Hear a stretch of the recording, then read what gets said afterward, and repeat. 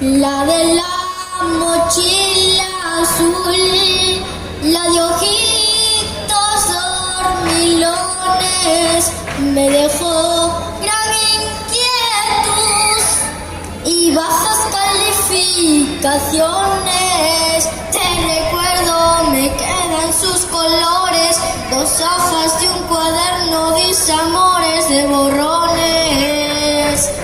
Yo quisiera mirarle en su pupitre, porque si ella ya no vuelve a mi salón será muy triste.